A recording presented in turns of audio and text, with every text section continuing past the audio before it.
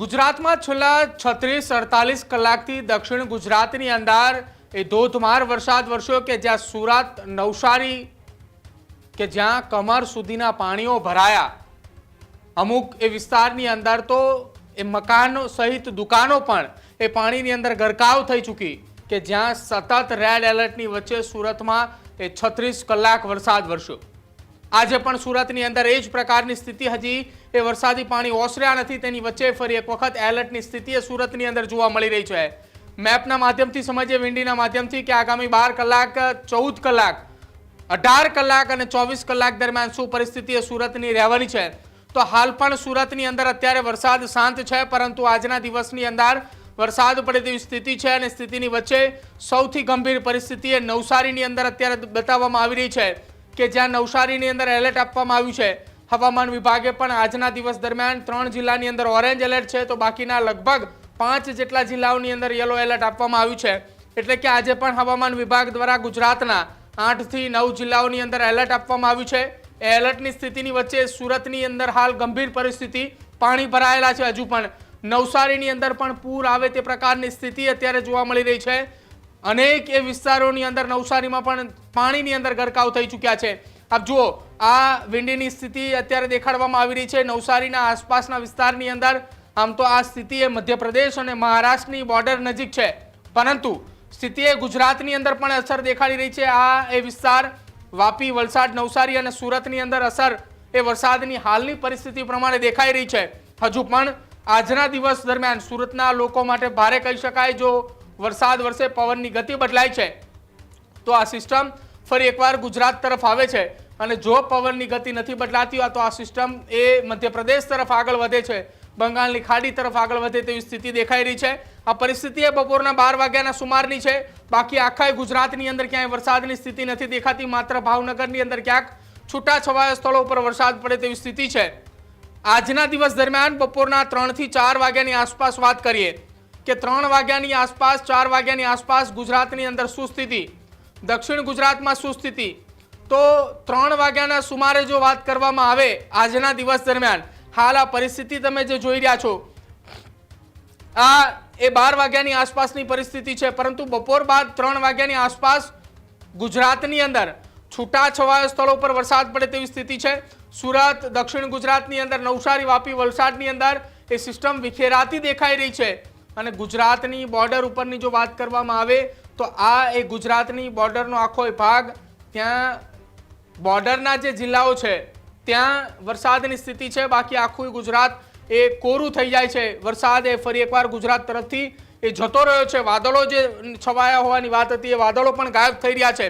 સતત 6 દિવસ જળ સંકટ, જળ પ્રલયની વચ્ચે હવે વરસાદે ક્યાંક આવનારા સમયમાં, એટલે કે 4-6 કલાક, 8 કલાક બાદ વિરામ લેશે।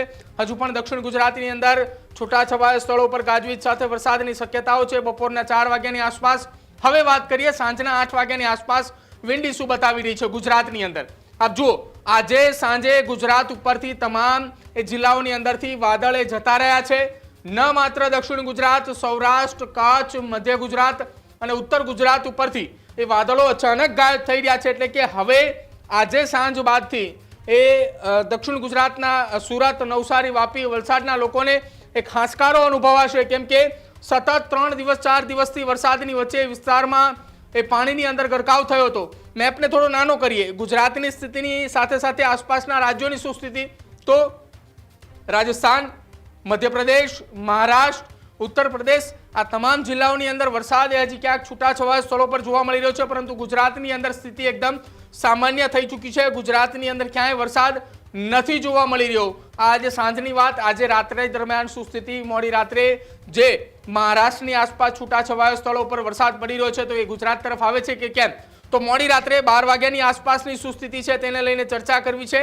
12 વાગે આજે રાત્રે વરસાદ એ ગુજરાતની અંદર આપ જુઓ, કોઈ પણ જગ્યા ઉપર વાદળ એ ગુજરાતની અંદર નથી દેખાઈ રહ્યું। અચાનક છેલ્લા 36 કલાકે ગુજરાતની અંદર જે રૌદ્ર સ્વરૂપ વરસાદનું, મેઘરાજાનું જોવા મળ્યું, જેમાં દક્ષિણ ગુજરાતના મોટા ભાગના જિલ્લાઓ હોય, ભાવનગરની અંદર વાત કરવામાં આવે, ભાવનગર શહેરમાં પણ એ પાણી ભરાઈ ચૂક્યા હતા અને હવે એ પરિસ્થિતિમાંથી ગુજરાત બહાર નીકળશે। વરસાદ એકદમ એ દૂર દૂર સુધી, એટલે કે ક્યાંય કોઈ વાદળ એ ગુજરાતની અંદર નથી દેખાતા. એટલે વરસાદ હવે વિરામ લે તેવી સ્થિતિ છે અને એ વિરામની વચ્ચે સુરત, નવસારી, વાપી, વલસાડના લોકો માટે રાહત કહી શકાય કે આજના દિવસ દરમિયાન બપોર બાદથી એ વરસાદ બંધ થઈ જશે. જો કે હજુ પણ સુરતની અંદર આજ વહેલી સવારથી વરસાદ નથી પડી રહ્યો, પરંતુ બપોર બાદથી વરસાદ અચાનક એકદમ વિરામ લેશે, જેના કારણે પાણી હવે ઓસરવાની શરૂઆત થશે.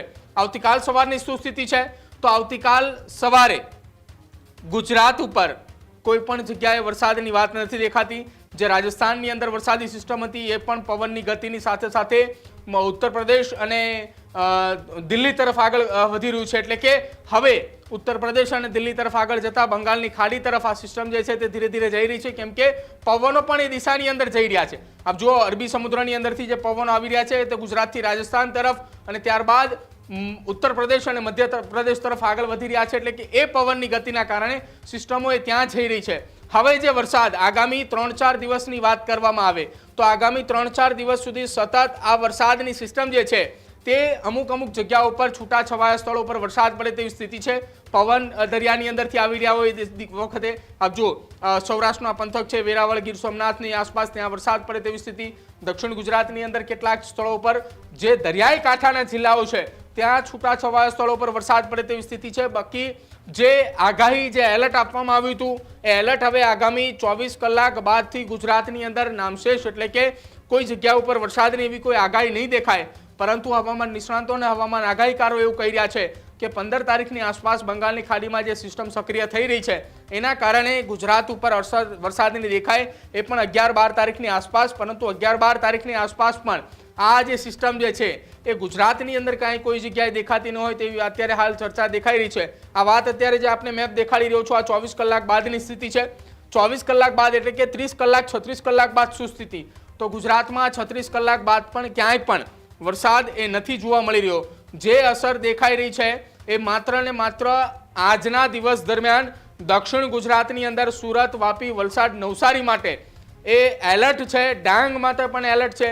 એ જિલ્લાઓ માટે આજના એ આવનારા 12 કલાક જે છે તે એ ખૂબ મહત્વના રહેશે. 12 કલાક બાદ આપ સ્થિતિ જુઓ, આ એ 24-36 કલાકની સ્થિતિ છે કે જ્યાં હવે વરસાદ એ નહિવત રીતે જોવા મળશે. છૂટાછવાયા સ્થળો પર ક્યાંક કેટલાક જિલ્લાની અંદર વરસાદી ઝાપટું આવે તેવી વાત એ અત્યારે દેખાઈ રહી છે. પરંતુ વરસાદ જે સુરતની અંદર 3-4 કલાક 5 કલાકની અંદર જે 10 ઇંચ 12 ઇંચ 16 ઇંચ જેટલો વરસાદ પડ્યો એવી શક્યતા હવે ક્યાંક નહિવતપણે દેખાઈ રહી છે.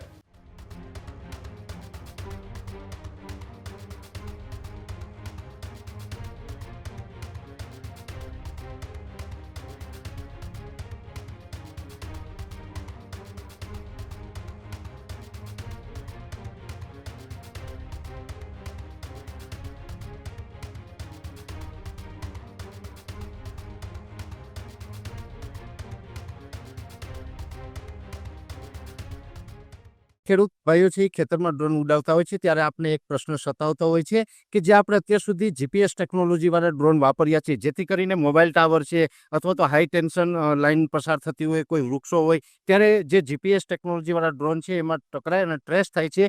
પણ એગ્રીવન લાવ્યું છે જીએનએસએસ ટેકનોલોજી ડ્રોન, જેથી કરીને એ ડ્રોન છે એ કોઈ જગ્યાએ ટકરાય નહીં, પોતાની રીતે જ ડિસિઝન લે છે અને મૂવ થઈ જાય છે. જેથી કરીને જીએનએસએસ ટેકનોલોજી ડ્રોન છે એ વાપરવાનો આગ્રહ રાખો.